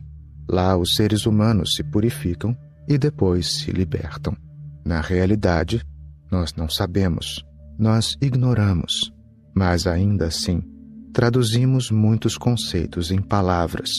Esse suposto conhecimento tomou posse do ser humano, mas é um conhecimento imaginário. Na verdade, não sabemos nada, nada de coisa alguma, mas continuamos repetindo as mesmas palavras. Estamos acostumados a elas e vivemos refletindo sobre elas. Algum tempo atrás, um sannyasi veio me ver e eu perguntei a ele, que tipo de meditação você pratica? Ele começou a me contar. Eu me sento sozinho e começo a pensar que sou Satyananda, a verdade, a consciência, a felicidade, que para mim a morte não existe, porque não sou o corpo, não sou a mente, sou a alma. É assim que eu medito. Perguntei a ele, você diz que é a verdade, a consciência e a felicidade. Como você sabe? Isso é algo que você entendeu? É algo que viveu? É sua própria experiência? Ou são só palavras que você ouviu, palavras que aprendeu? Perguntei a ele ainda, se realmente sabe que você é a verdade, a consciência e a felicidade, que necessidade tem de repetir essas palavras constantemente? Não é preciso repetir o que já sabemos, só repetimos o que não sabemos, e com isso criamos a ilusão de que sabemos. Que necessidade temos de repetir todo dia que sou Deus, sou a realidade suprema, se já sabemos disso?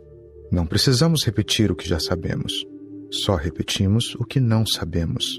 Depois de repetir tantas vezes, começamos a criar a ilusão de que temos um vínculo profundo com essas palavras. A repetição constante nos faz criar esse vínculo.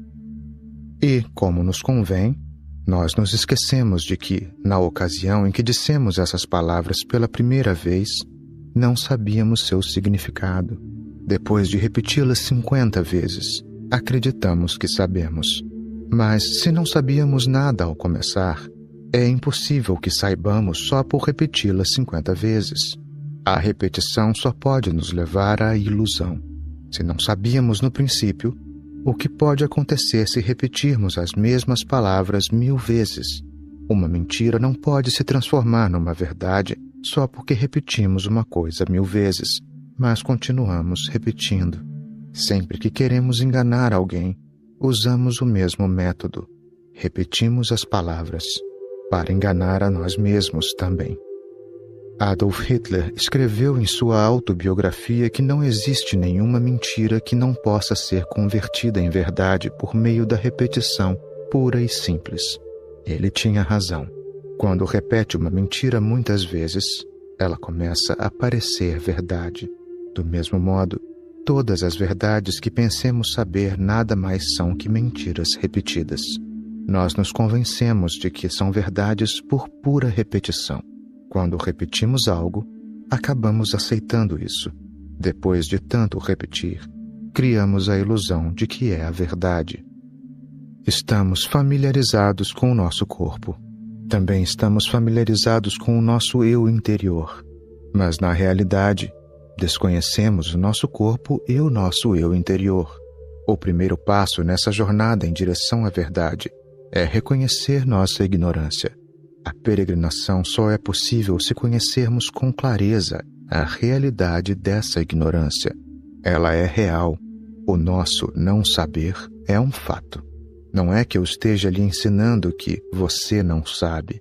O não conhecer é um fato. Mas neste mundo, sempre lhe disseram que você pode vir a se conhecer se usar certos métodos.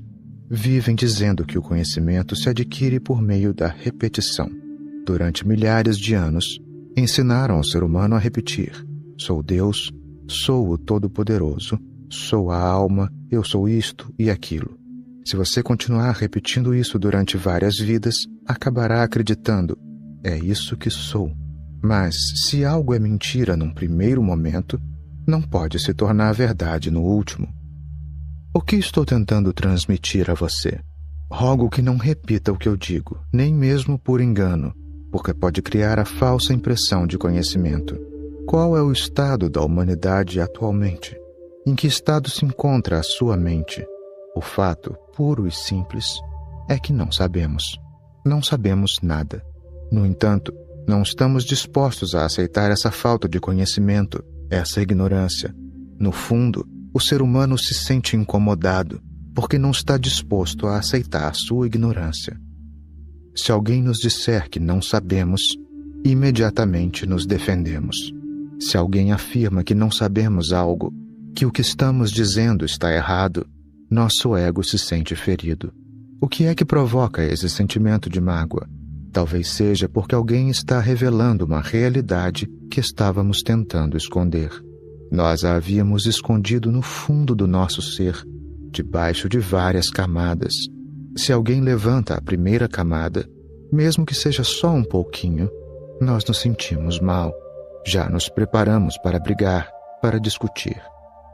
Pelo que as religiões de todo o mundo têm brigado ao longo de todos estes anos.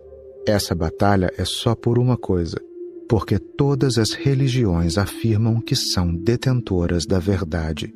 E quando chega alguém e diz: você não sabe, ou você está errado, sacam-se as espadas e a batalha começa.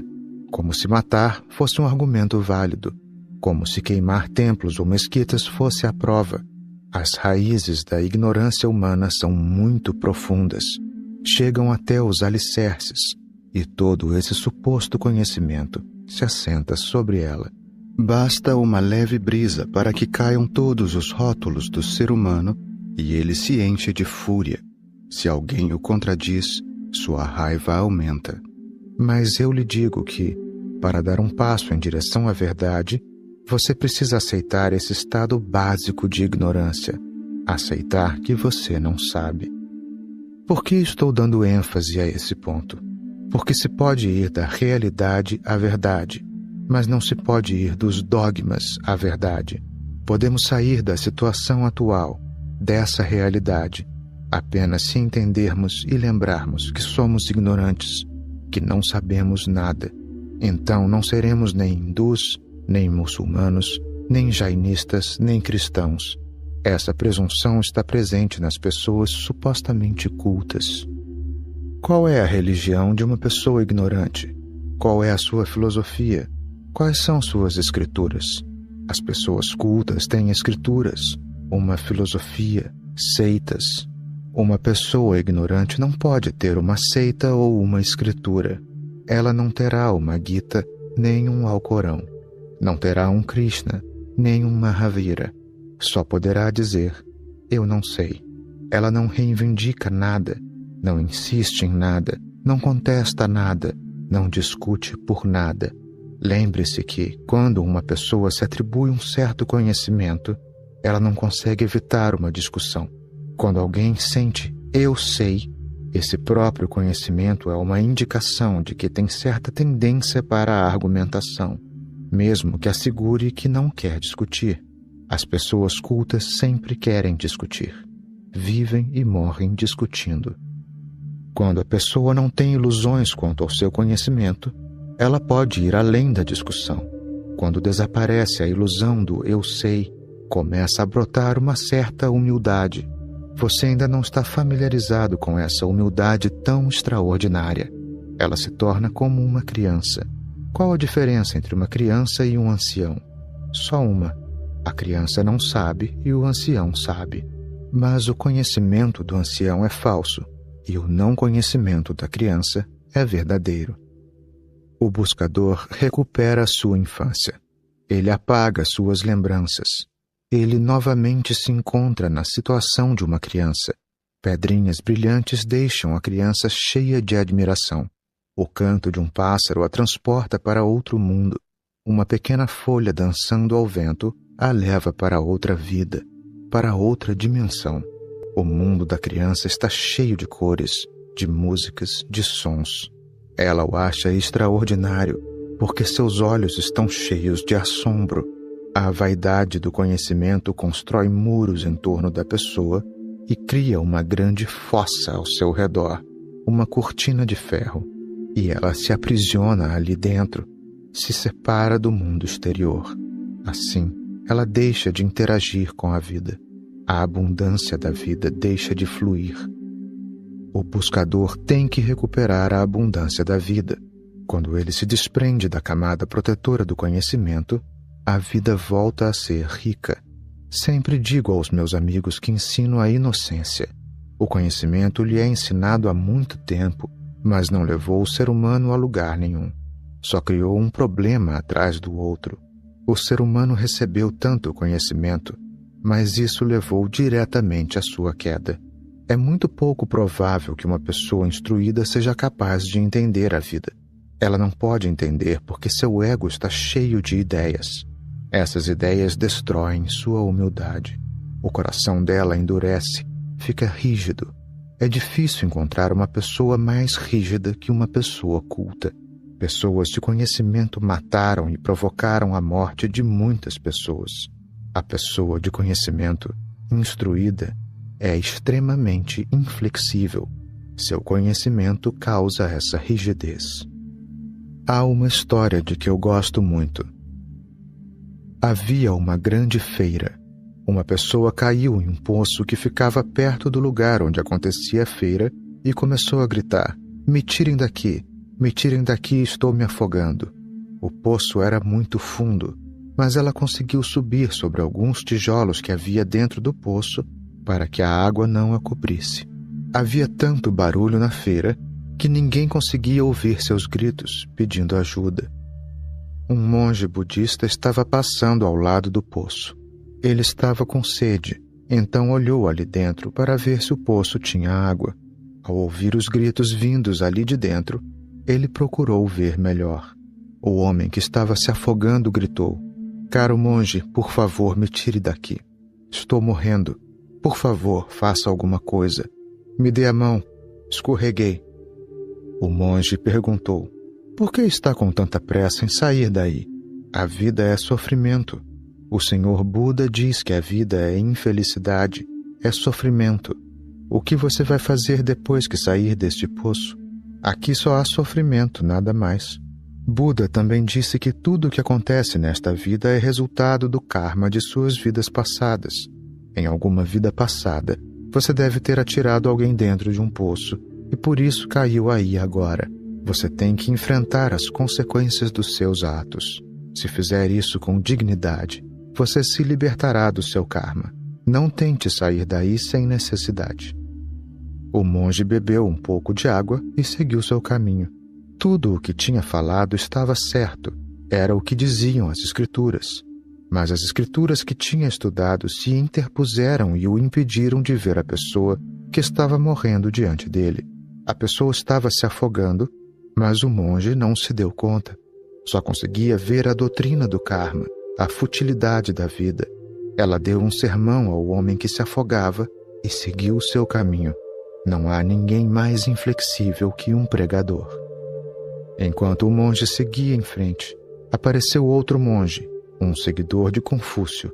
Este também ouviu o pedido de socorro, olhou dentro do poço e disse ao homem que estava se afogando: Amigo, Confúcio escreveu em um dos seus livros que todo poço deve ter uma tampa e deveriam estar rodeados de muro para que ninguém possa cair.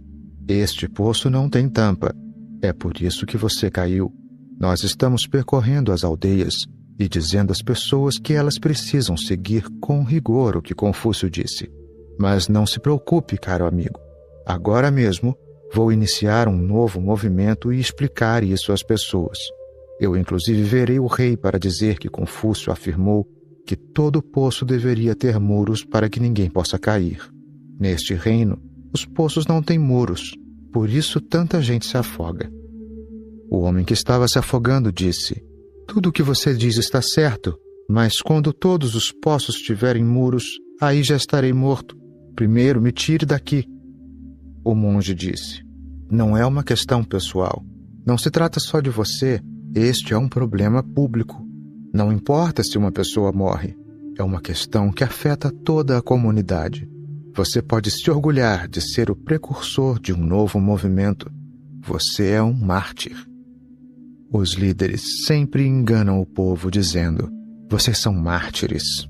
Vocês vão morrer e darão início a um novo movimento. Sua morte dará início ao socialismo, ao comunismo.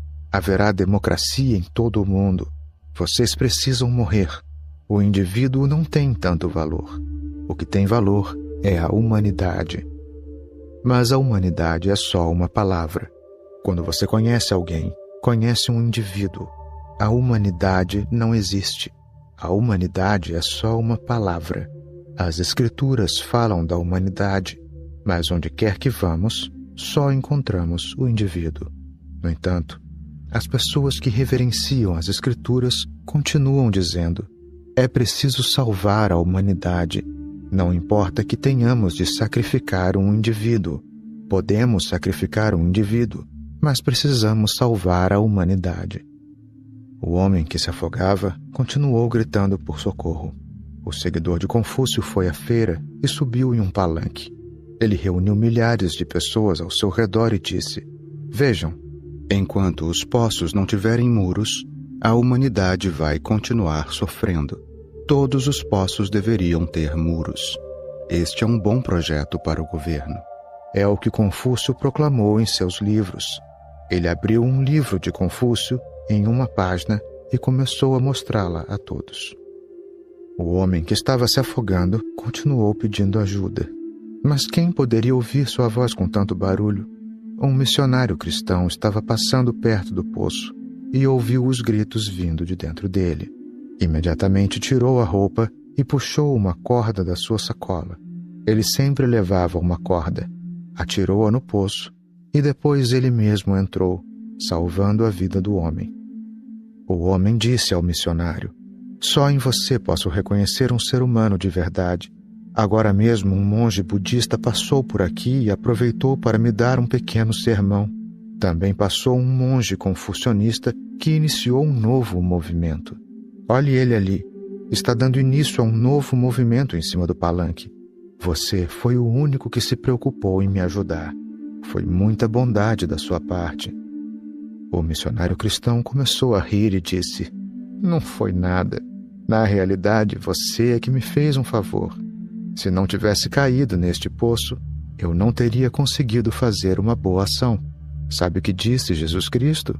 Que fazer o bem ao próximo é a única maneira de chegar a Deus. E agora estou mais perto de Deus. Sempre olho dentro dos poços para ver se ali caiu alguém que eu possa ajudar. Se alguém está doente, estou sempre pronto a oferecer os meus serviços. Se alguém tem um problema de visão, me ponho a caminho para levar o remédio. Se alguém pegar lepra, eu cuido da pessoa. Por isso estou sempre viajando e sempre carrego comigo uma corda, porque se alguém cair em um poço, eu posso ajudá-lo a sair.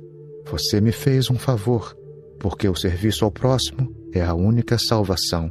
Por favor, continue a me fazer favores para me ajudar a alcançar a salvação. Isso está registrado em nossas escrituras. O homem se enganou ao pensar que o missionário havia sido bondoso com ele. Ninguém estava interessado no homem que se afogava. Ninguém nem o viu. Cada um tinha suas próprias escrituras sagradas, suas próprias doutrinas. Todo mundo estava apegado ao seu próprio conhecimento. Entre uma pessoa e outra, entre uma pessoa e os oceanos, entre uma pessoa e a existência, existem muros de um suposto conhecimento. Temos que derrubar esses muros. Eles têm que ser demolidos sem misericórdia. Temos que destruir cada tijolo. Temos que chegar a um estágio em que sentimos que não sabemos nada. Esse é o único caminho para se relacionar com a vida. Não há outro. Podemos nos conectar com a vida neste mesmo instante. Podemos nos relacionar com ela agora mesmo. Estou dizendo agora mesmo. Quem pode nos impedir? Quem pode se interpor? Kabir tinha um filho chamado Kamaal, e um dia ele lhe disse: Me traga um pouco de capim fresco do bosque. Kamaal foi até o bosque pela manhã. À tarde, ainda não tinha voltado, e Kabir ficou esperando. Ao anoitecer, Kabir começou a pensar: o que Kamaal estará fazendo? Enviei-o para cortar um pouco de capim, para alimentar a vaca, e ele ainda não voltou. Por fim, ele próprio foi ao bosque procurar Kamaal. Ele o encontrou em pé em um capinzal tão alto que batia em seus ombros. O vento balançava o capim, e Kamaal também se deixava balançar pelo vento em um vai e vem. Kabir se aproximou, chamou-o e disse: Seu bobo, o que está fazendo? Kamaal abriu os olhos e disse: Não consegui cortar o capim. Quando cheguei, eu o vi balançar tão alegremente. Os raios de sol dourados eram tão agradáveis, a brisa estava tão fresca e o capim balançava com tanta alegria que eu também comecei a balançar. Me senti misteriosamente em comunhão com o capim. Só me dei conta de que eu era Kamaal quando o Senhor chegou e me sacudiu. Antes disso, era como se eu fizesse parte do capim, como se eu fosse o próprio capim. Já que eu era o capim, quem poderia cortar quem? Tendo Kabir entendido ou não, Kamaal disse: Eu me tornei o próprio capim. Quando alguém se senta perto do mar sem nenhum conhecimento, em pouco tempo descobre que se tornou o próprio mar. Ocorre uma comunhão com o mar. Se ele se senta perto de uma árvore sem saber nada sobre a árvore, sem vaidade, sem ego, em pouco tempo descobre que se tornou a árvore. Se ele se senta perto de uma flor, ele se tornará a própria flor. O conhecimento interfere no nosso vínculo com a natureza. Esse vínculo não acontece por causa do conhecimento. Quando esse vínculo acontece, ele começa a enviar mensagens de todas as direções. Você poderia chamá-las de mensagens divinas. O canto dos pássaros transmite mais mensagens divinas que os Vedas. O ruído dos galhos rangendo nas árvores contém uma mensagem mais profunda que o Alcorão, que Mahavira. É uma mensagem que não pode ser transmitida em palavras. Essas mensagens surgem do seu silêncio, mas você precisa de uma certa capacidade de ouvi-los. Você precisa do coração humilde e simples de alguém que se sabe ignorante.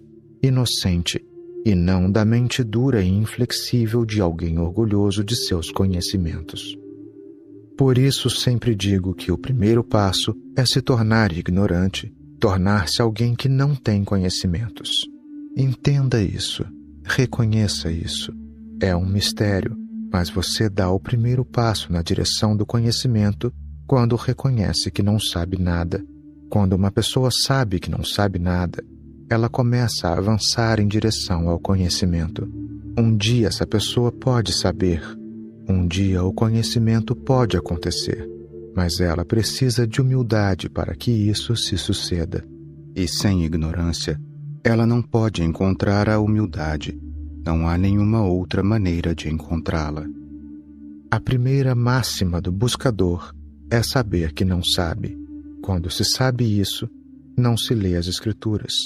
Quem lê as Escrituras apenas cria obstáculos para este tipo de saber, nada mais.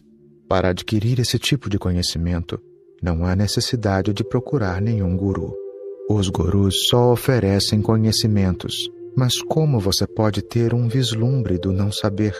Para que ele ocorra, você não precisa de satsang ou da companhia de um guru, que só pode lhe oferecer palavras e doutrinas.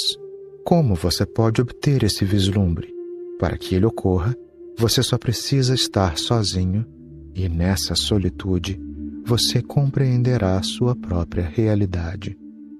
Você precisa se perguntar constantemente: eu sei quem sou?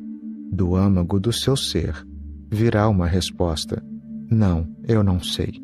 Às vezes, as doutrinas e os dogmas que você aprendeu lhe dirão: sim, eu sei. Nesse caso, examine todas essas doutrinas e pergunte: eu realmente entendo essas doutrinas? Ou elas são algo que eu só ouvi e repito? Aprendi essas doutrinas com as Escrituras? Essas doutrinas não são meras palavras? Eu as comprovei por experiência própria? Faça a si mesmo essas perguntas e você descobrirá que as doutrinas cairão por terra. Elas simplesmente vão desmoronar. Seus conhecimentos não têm nenhuma base. Caem com um pequeno empurrão, como se fosse um castelo de cartas. O conhecimento é como um barquinho de papel. No momento em que você o coloca na água, ele começa a afundar. O conhecimento, na verdade, não nos pertence, mas achamos que ele é nosso.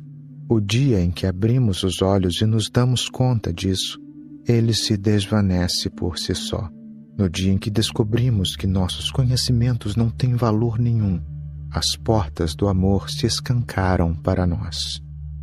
Em nossa palestra desta manhã, peço que alcance esse estado de não saber. O sentimento de inocência é uma bênção. É um sentimento profundo de gratidão. Deixe que se vá tudo o que você sabe até o momento. Isso não vale nada. O não saber tem uma profundidade que o conhecimento não tem. Por maior que seja, o conhecimento sempre pode se expandir mais. O não saber é infinito. Não se pode acrescentar nada a ele. Quando você sabe, sempre pode saber algo mais. Mas quando não sabe, simplesmente não sabe. Não pode acrescentar nem reduzir nada. Santo Agostinho cunhou uma nova expressão para essa percepção de não saber. Ele a denominou ignorância divina. Ela é divina porque o ego não pode encontrar nenhum ponto de apoio na ignorância divina. A ausência de ego é o princípio da divindade. Onde quer que haja espaço para que o ego recupere o equilíbrio, a divindade é destruída. Quero que pense nessas coisas que estou dizendo esta manhã. Observe-as. Reconheça-as. Se você observar com clareza, vai destruir a casa do conhecimento e construir o templo da inocência. O conhecimento tem casas, mas a inocência tem templos. Depois dessa palestra, vamos começar nossa meditação da manhã. Vou explicar alguns pontos sobre essa meditação e logo começaremos a praticá-la. A meditação é, na realidade, um fenômeno muito simples. Todas as coisas importantes da vida são. A verdade não é muito complicada. A complicação surge com a mentira. A meditação é muito fácil. É um fenômeno extremamente simples. Você não tem que fazer absolutamente nada. Só tem que se abandonar um pouco, num estado de não fazer nada. Absolutamente nada deve ser feito. Você tem que se abstrair de si mesmo por um tempo. Aqui, você tem uma oportunidade maravilhosa de fazer isso. É lugar tão bonito que é fácil se abandonar. Quais são os indicadores do não fazer? O primeiro indicador é que a sua mente não tem a sensação de ter que fazer alguma coisa. Se, ao se sentar para meditar, você sentir: estou meditando, estou prestando culto, estou rezando, estou fazendo algo, qualquer coisa, essa sensação de estar fazendo algo cria tensão. A sensação de fazer sempre vem acompanhada de um sentimento de inquietação. A sensação do não fazer, por outro lado, sempre vem acompanhada de paz, de relaxamento. Em princípio, quando nos sentarmos para meditar, você perceberá que toda a nossa linguagem está voltada para o fazer. Mas isso é um erro, porque quando medita, não há possibilidade de fazer nada. E, infelizmente, todos os nossos idiomas, todas as linguagens humanas são linguagens do fazer. Não existe uma linguagem do não fazer. Cerca de 150 anos atrás, havia um grande mosteiro no Japão. Era enorme. Cerca de 500 monges, buscadores, realizavam ali sua prática espiritual. O imperador do Japão estava querendo conhecer o mosteiro e um dia foi fazer uma visita. O mosteiro ficava espalhado por um bosque e seus edifícios ficavam longe um do outro. Um dos monges mostrou ao imperador as diferentes acomodações e disse a ele: aqui, os monges preparam a comida. Aqui, eles estudam. Aqui, eles cantam várias canções. Aqui, tomam banho. Aqui, fazem isto e aquilo, e assim por diante. No centro do mosteiro, havia um grande salão, mas o monge não disse nada sobre ele. O imperador perguntou várias vezes: tudo o que você me mostrou é muito bom, mas é aquele grande salão no centro. Sempre que ele perguntava, o monge ficava em silêncio, se fazia de surdo, como se não tivesse ouvido, e começava a falar de outro edifício. O monge acompanhou o imperador por todo o mosteiro. Ao passar pelo grande salão central, o monge ficou calado. No final da visita, eles voltaram à entrada. O imperador estava prestes a sair quando exclamou: ou você é louco, ou então eu é que sou.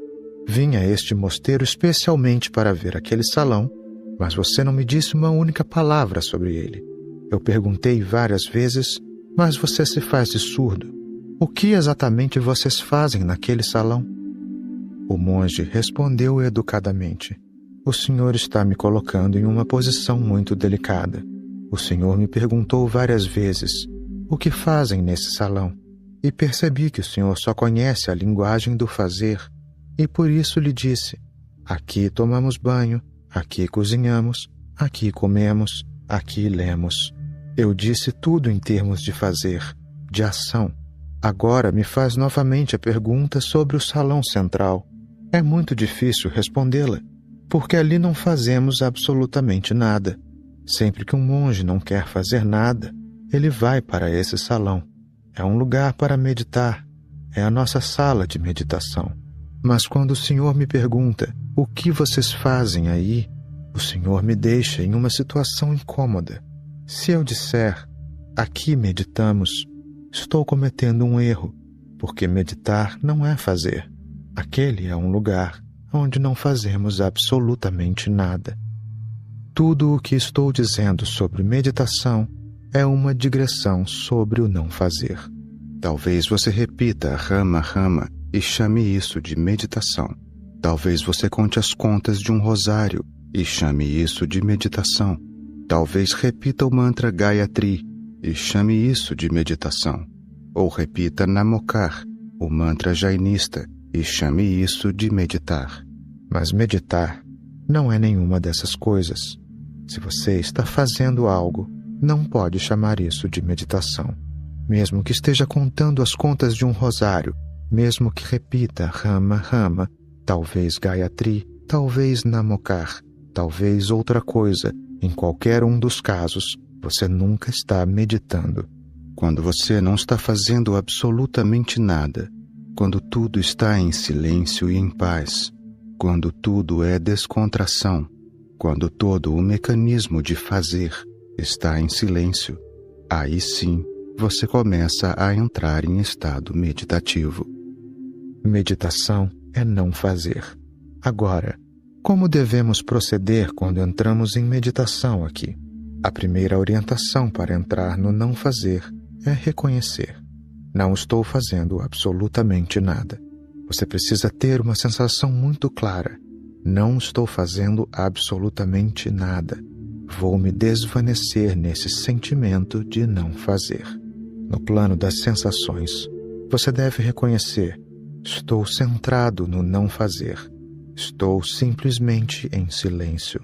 Vou ficar relaxado, sem fazer absolutamente nada. Esse é o primeiro ponto que você tem de notar. Agora vamos ao segundo ponto. Quando você está sentado completamente descontraído, a brisa vai continuar soprando. Ela não vai relaxar. Os pássaros vão continuar cantando. Esse corvo ali está cantando e pode continuar assim. O mar continuará rugindo. As folhas das árvores continuarão balançando e sussurrando. Todas essas coisas continuarão a acontecer. Mesmo que você não faça nada, o mundo todo continuará ocupado com suas próprias ações. Qual deve ser sua resposta a todas essas ações? Simplesmente observá-las, estar atento a elas. Se esse corvo está crocitando, só continue ouvindo. Se o mar está rugindo, continue ouvindo. Se a brisa está soprando e agitando as árvores, apenas ouça o ruído que faz. Fique atento ao que está acontecendo ao seu redor. Essa tem de ser uma experiência da sua mente vigilante. Você não tem que fazer nada, apenas ouvir. Lembre-se de que estar atento não significa fazer algo. Sempre que você se envolve em certas ações, a sua consciência vai dormir. Quando você está totalmente inativo, sua consciência se manifesta. A consciência não é uma ação, é a sua natureza humana básica. Não é uma ação, é o seu estado natural. É o espírito do ser humano. Sente-se em silêncio absoluto, perto dessas árvores, sem falar, totalmente alerta, consciente. Sua respiração continuará por si só. Perceba em silêncio sua respiração. Ouça o ar entrando e saindo. Ouça tudo o que está acontecendo ao seu redor. Você ficará surpreso ao perceber o que se sucede quando está atento ao que ouve. Se você ouvir em silêncio, nem que seja por alguns minutos, você se sentirá inundado por um profundo silêncio. E depois de alguns minutos, tudo desaparece. Todo o seu ser é preenchido por um profundo silêncio e tranquilidade. Nesse profundo silêncio, se um pássaro começa a cantar, você apenas vai ouvir. Quando o som desaparecer, o silêncio será ainda mais profundo. Nada pode perturbá-lo. O que quer que esteja acontecendo ao seu redor será útil e benéfico. Quando você está silencioso e relaxado, os pensamentos também se acalmam. Você não precisa acalmá-los. Você não precisa afastar certos pensamentos. Quando uma pessoa se senta em silêncio e está consciente de tudo o que acontece ao seu redor, ela percebe seus pensamentos desaparecendo lentamente por si só. E isso pode acontecer agora mesmo. Antes de nos sentarmos, vamos abrir distância um do outro para que ninguém toque ninguém. Este espaço é muito amplo e há tantas árvores que você pode escolher sua própria árvore. Deixe uma certa distância para que você possa ficar totalmente sozinho e passivo. Afaste-se um pouco sem tocar ninguém. Fique separado dos outros. Isso, afaste-se mais um pouco. Agora você pode ficar longe das outras pessoas. Mantenha uma certa distância. Fique longe dos outros. Por favor, não fale. Não é necessário falar. Mova-se em silêncio. Por que quer se privar da alegria de estar sozinho? Afaste-se em silêncio. Sente-se confortavelmente. Não há necessidade de estressar o corpo. Sente-se o mais confortável que puder. Não é preciso que fique em uma determinada postura, nem criar nenhum tipo de tensão ou estresse. Sente-se absolutamente à vontade. Durante a meditação, se você sentir que seu pé está doendo, pode movê-lo silenciosamente. Se sentir que sua mão está cansada, pode mudar de posição sem fazer barulho. Qualquer coisa que você sinta, não pense que, movendo o corpo, você vai interromper sua meditação. A meditação não tem nada a ver com mover o corpo. Deixe que ele se mova. Se a mente está em silêncio e passiva, isso não afetará a meditação. Mas se seu pé ficou dormente e você continuar sentado sem se mover e tentar forçá-lo a ficar na mesma posição, sua atenção ficará focada no pé e em nenhum outro lugar. Relaxe completamente. Feche os olhos com suavidade, muita suavidade, para que não exerça nenhuma pressão sobre os olhos. Relaxe as pálpebras. Elas se fecharão sozinhas. Deixe que se fechem. Agora, relaxe o cérebro. Não há nenhuma tensão. Relaxe por completo. Não estamos fazendo nada, só descansando. A mente não deve se sentir sobrecarregada. Relaxe todas as tensões da mente, como se abrisse um punho fechado. Não deve haver nenhum fardo sobre a mente. Agora, silêncio. Entregue-se à sensação de não fazer nada.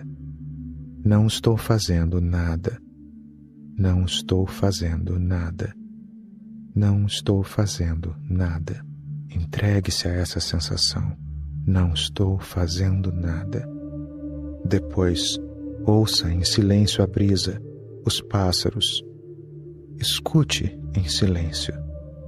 Apenas pelo ato de escutar, a mente ficará silenciosa. Apenas ouvindo, a mente ficará em silêncio. Dentro de você, brotará um profundo silêncio. Você esquecerá que está aqui. Ouvirá a brisa, o mar, os pássaros, mas você não estará aqui. Durante 10 minutos, simplesmente escute, tranquilamente, em silêncio. Continue escutando, em silêncio. Uma mulher chora alto. Não fale. Ajude-a a se deitar. Deixe que se deite. Continue ouvindo em silêncio. Continue ouvindo tranquilamente. A mente vai se acalmando. A mente vai se acalmando. A mente vai ficando silenciosa. A mente vai ficar completamente em silêncio. Vai ouvir a brisa, vai ouvir os pássaros, mas você vai ter desaparecido. Vai ter se dissolvido totalmente. Você não está mais presente. Olhe em silêncio. Você está morto. A mente está ficando em silêncio. Ouve-se o canto dos pássaros. Todo o resto está em silêncio. A mente está ficando em silêncio. A mente está ficando totalmente em silêncio. A mente está ficando em silêncio. A mente está ficando em silêncio. A mente está em silêncio absoluto. A mente está em silêncio. Ouça a brisa soprando, os pássaros cantando, mas você desapareceu. Dissolva-se por completo. Tudo ficou em silêncio. A mente ficou em silêncio. A mente ficou totalmente em silêncio. A mente ficou em silêncio. Agora respire fundo algumas vezes. Respire fundo e bem devagar.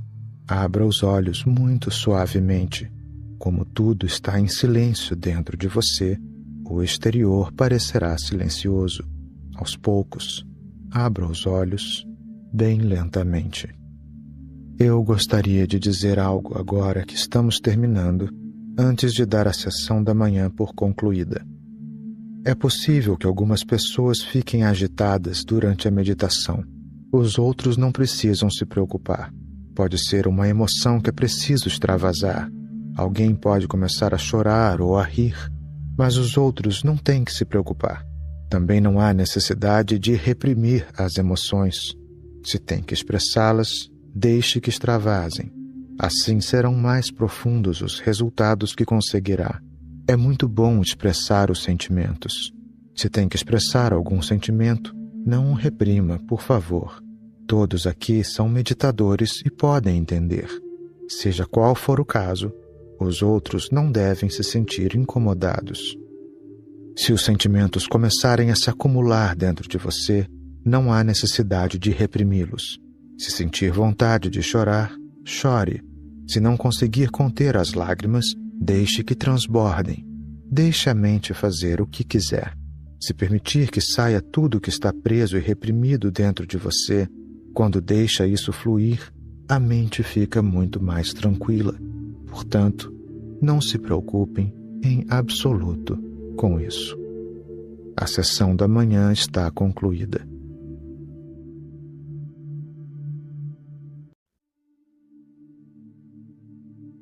Três. A vida é um infinito mistério.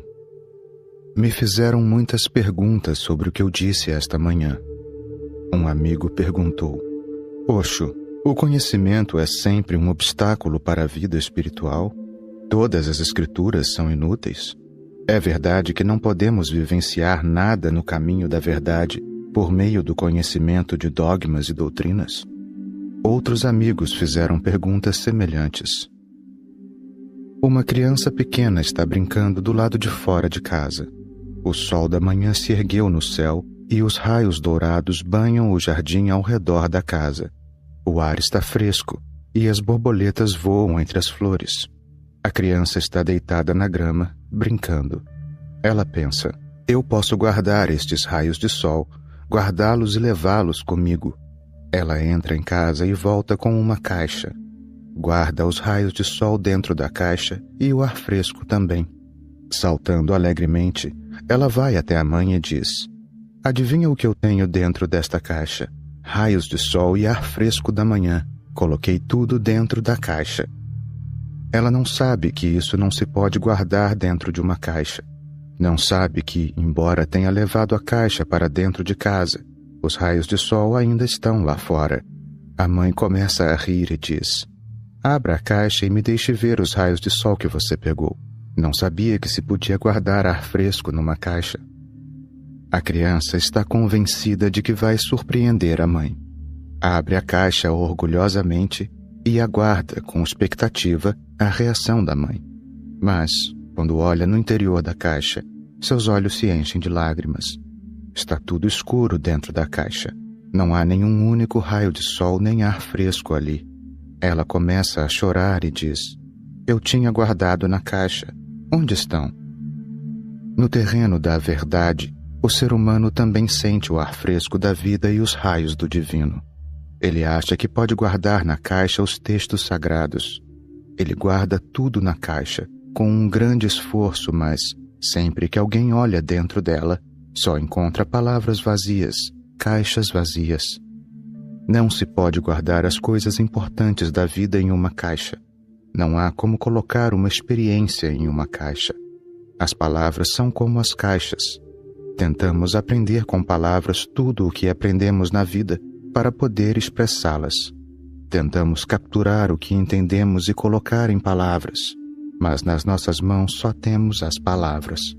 O que entendemos permanece do lado